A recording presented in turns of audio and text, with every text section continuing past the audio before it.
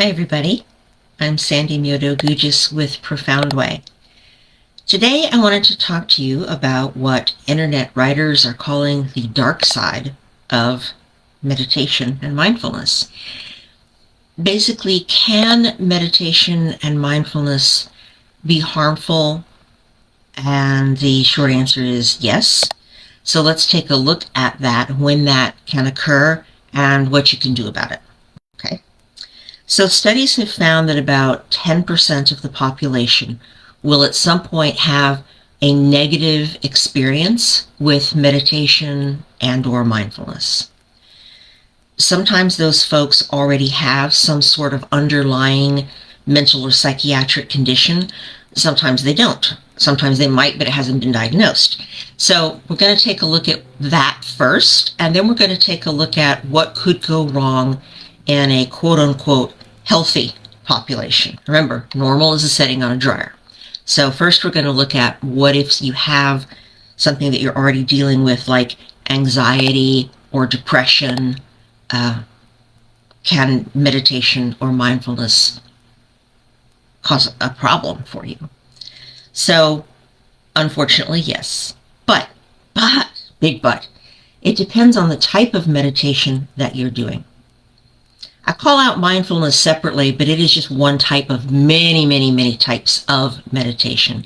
And I mention it separately because it's the one that most people in the West have heard of and are familiar with. When we meditate so that we are simply sitting, just sitting, and allowing the conscious mind to settle, that is the type of meditation that can be difficult for people who have some sort of mental situation going on. And I speak as someone who has major depressive disorder, and I've had this since I was 11 years old. And yet I meditate virtually daily, and I'm a Zen master. So go figure. It is possible, okay? And it's possible to do it without harm. But finding the right type of meditation is key.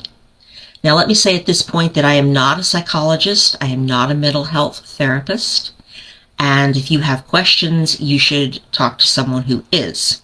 If you think that you may have a diagnosis, or you do have a diagnosis and you want more information about that. But I'm coming to you from my personal experience and some research that I have done. When I'm dealing with depression, when I'm having a depressive episode, I don't do mindfulness. That is right out. And I don't do the type of meditation that I just described where I'm just sitting. I have to do something more active.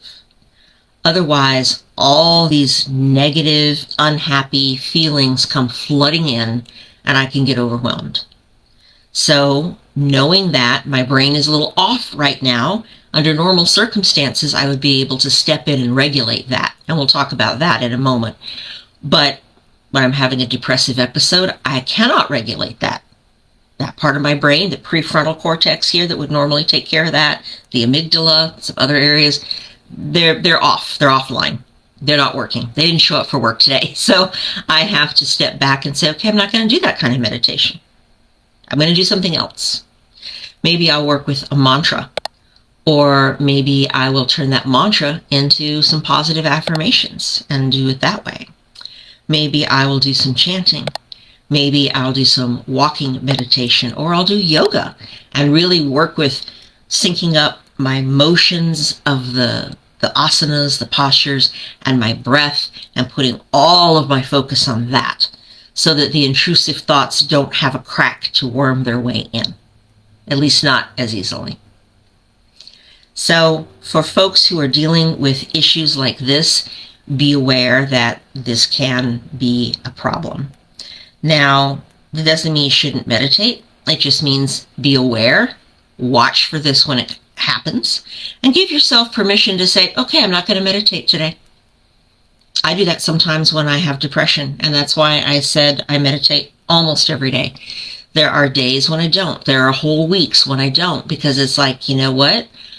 I'm just dealing with trying not to self-harm sometimes. I know it's a big admission, but my depression can take me there. I have treatment-resistant meditation. Whee! wee. So even though I work with a therapist and I'm on medication, sometimes I can spiral really far down.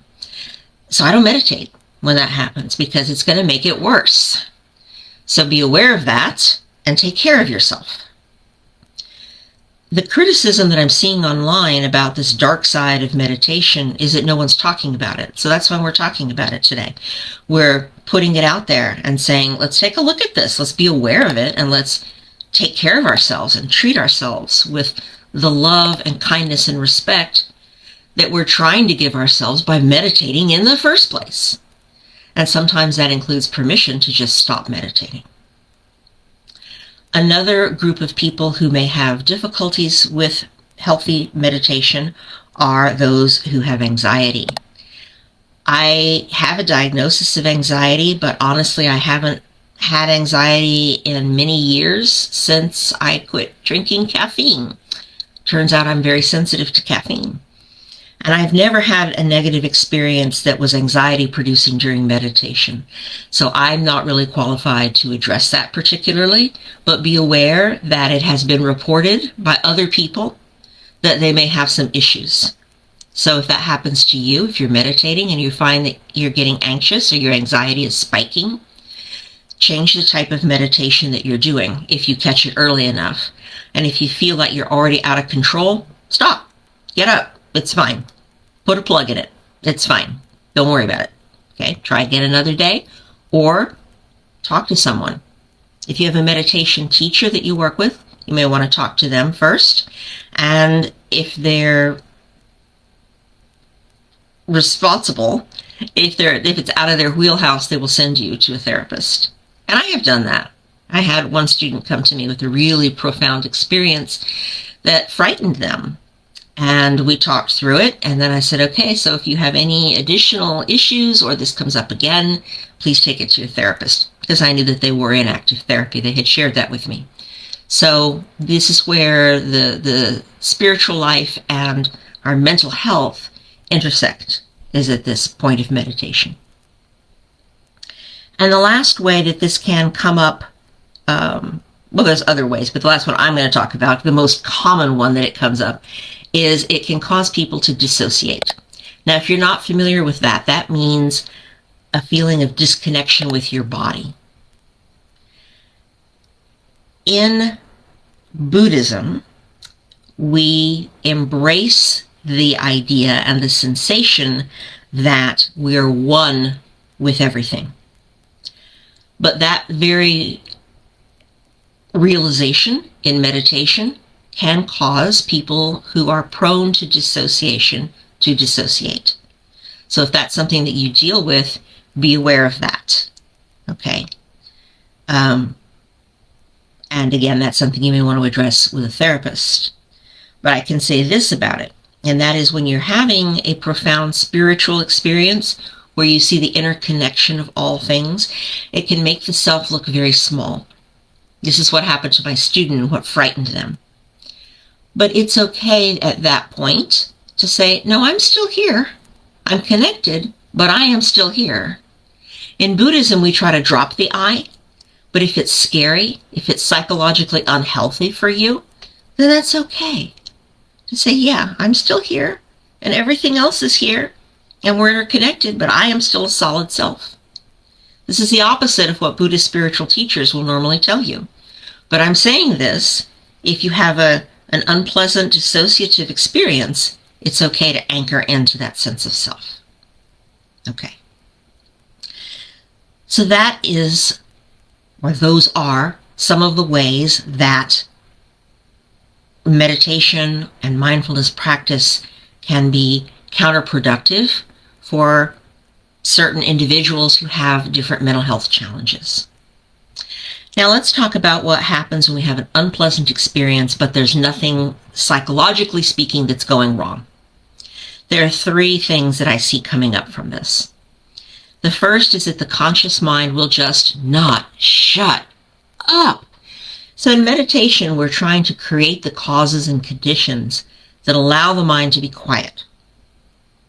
Think of your mind, your conscious thinking mind, like a toddler, and you're trying to get some peace and quiet. So you want to create the circumstances that will allow for peace and quiet by giving the toddler an activity.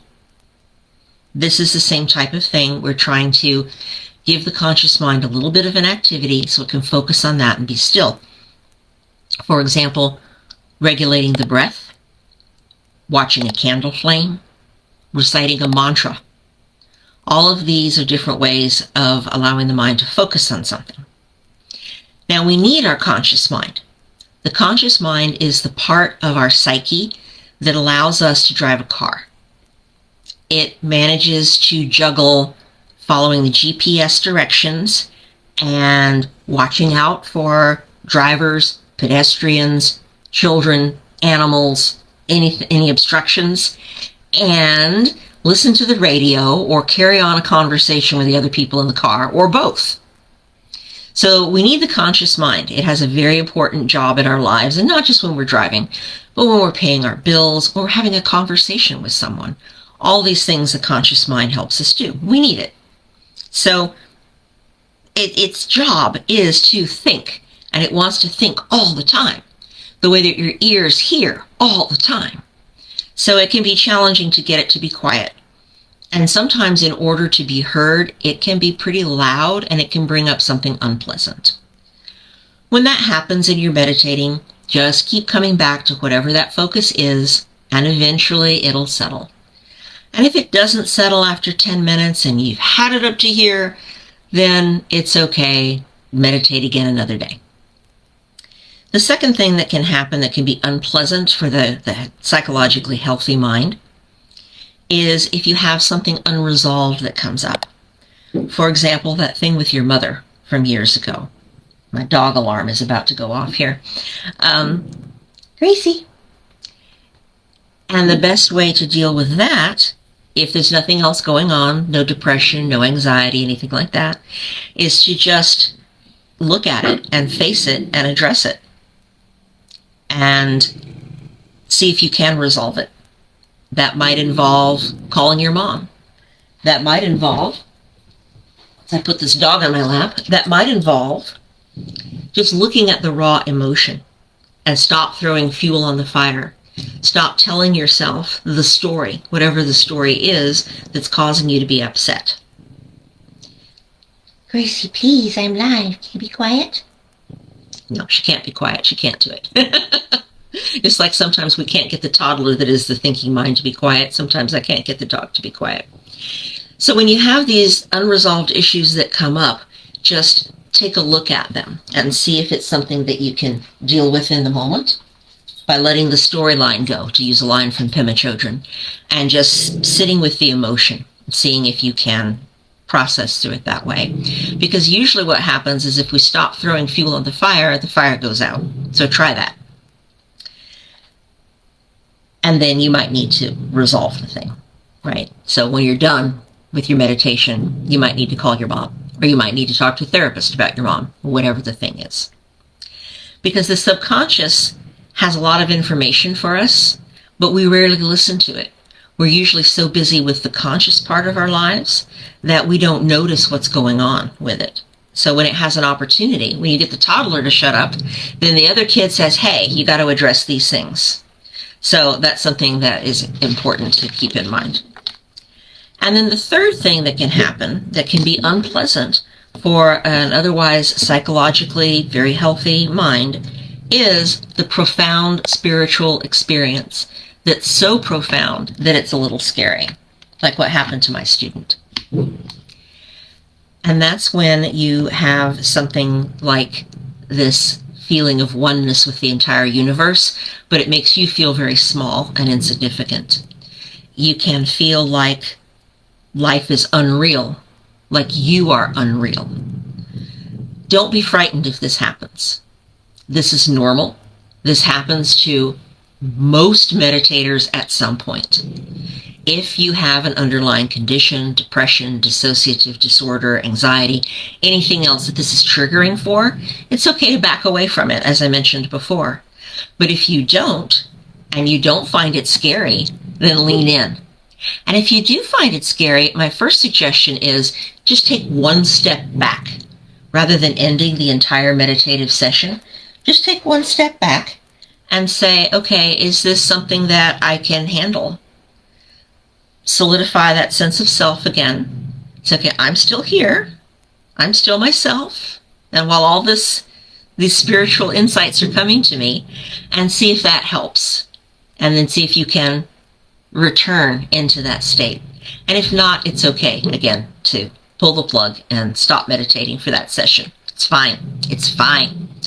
So we want to make sure that we take care of our psychological health. So this is what people mean when they say the dark side of meditation and mindfulness. Sometimes people have an underlying mental health issue that this can trigger.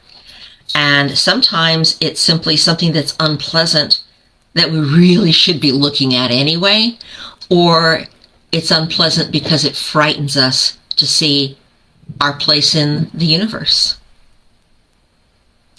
So those are my thoughts on this concept. Again, about 10% of people will have something unpleasant happen. So if it does happen, talk to whoever your meditation teacher is if you have one. Talk to a therapist. If you don't have one, you might want to get a therapist if this is something really profound and you feel the need to explore it further. And try a different type of meditation in the meantime. Try to work with some mantras and affirmations and other things rather than just sitting. I hope that's helpful to you, and I hope that you will keep going with your meditation practice. Have a great day. I'll see you next time. Bye-bye.